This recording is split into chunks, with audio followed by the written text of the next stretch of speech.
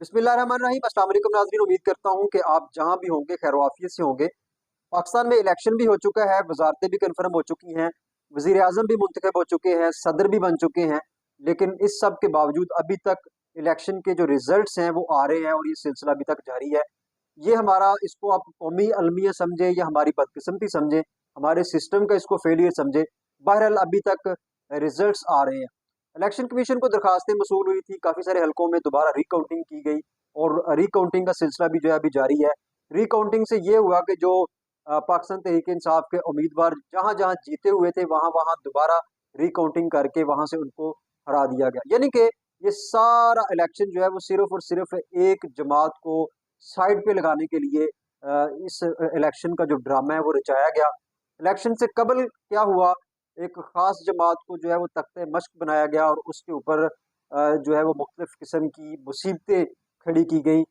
उसके उम्मीदवारों को उठाया गया, इलेक्शन कंपेन बंद की गई, इंतखाबी निशान को छीन लिया गया। लेकिन इस सब के बावजूद उस जमात ने भारी मैंडेट हासिल किया और अक्सरियत हासिल की, अवाम ने खुलकर उनको वोट डाले। लेकिन उस सब के बावजूद उनको इक़्तिदार नहीं दिया गया, बल्कि उल्टा जो है वो गिरफ्तारियों का सिलसिला भी जारी रहा और फिर जो कोई एहतजाज करता था उसको भी पकड़ लिया गया।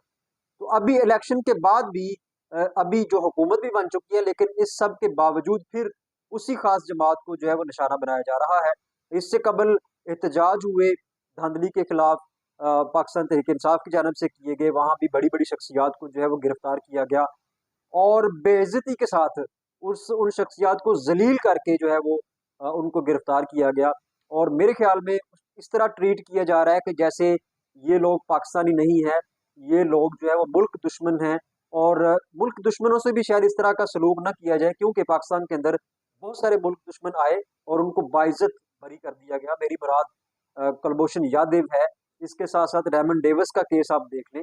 ये दोनों लोग जो है वो नुमाया मिसालें हैं कि ये वाकईतन मुल्क दुश्मन थे और उन पर मुल्क दुश्मनी जो है वो साबित भी हुई।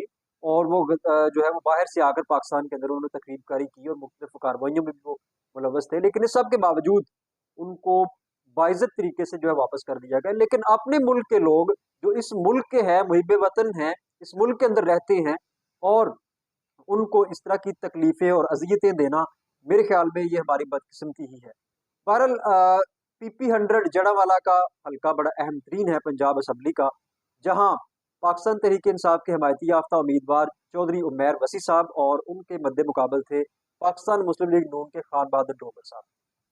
उमैर वसी साहब 4,365 वोटों से इस मुकाबले को उन्होंने विन किया था। और उस वक्त जो मुखालिफिन थे पाकिस्तान मुस्लिम लीग नून की शक्ल में, उन्होंने अपनी शिकस्त को तस्लीम भी किया था। खान बहादुर डोगर साहब की जानब से कोई किसी किस्म का बयान सामने नहीं आया। इलेक्शन का जो दिन है वो बड़ा ज़बरदस्त गुजरा। तमाम तर पोलिंग स्टेशन जो है वो बिल्कुल अच्छे तरीके से वहाँ पोलिंग हुई, अवाम ने वोट डाले।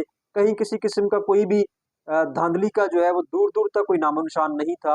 बड़े पुरअमन तरीके से वहाँ इलेक्शन हुए और सब ने उस इलेक्शन को तस्लीम किया और रिजल्ट्स को भी तस्लीम किया। फिर बाद में जब रिजल्ट अनाउंस हुआ तो वहाँ कुछ रेजिस्टेंस करने की कोशिश की गई, फॉर्म 47 देने में थोड़ी सी दिक्कत पेश आई।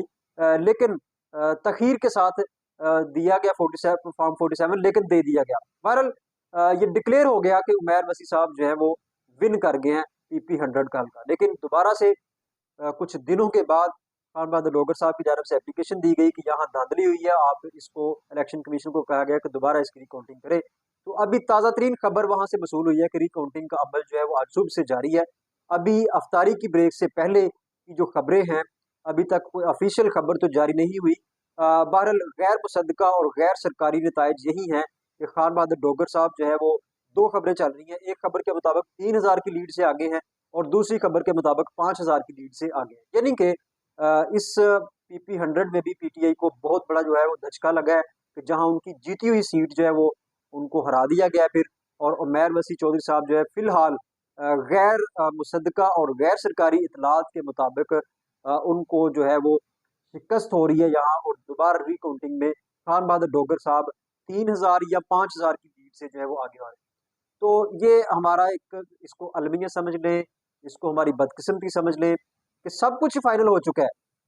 और मुखालिफिन ने अपने रिजल्ट्स भी तस्लीम कर लिए हैं और इलेक्शन में किसी किस्म का कोई मामला नहीं हुआ। यहाँ तो होता है कि किसी हल्का के अंदर कुछ जो है वो सूरत हाल नाजुक हो और कहीं इल्जामात लगे हों कि यहाँ धांधली जो है वो हुई है, या कोई किसी किस्म का कुछ सबूत सामने आया हो। इस किस्म का कोई मामला नहीं हुआ। इस PP 100 के अंदर बड़ा जबरदस्त किस्म का इलेक्शन हुआ, अवाम ने दिल खोल के वोट डाले, बेखौफ होकर वोट डाले, और इलेक्शन के दिन भी कोई किसी किस्म का नाखुशगवार वाकया पेश नहीं आया।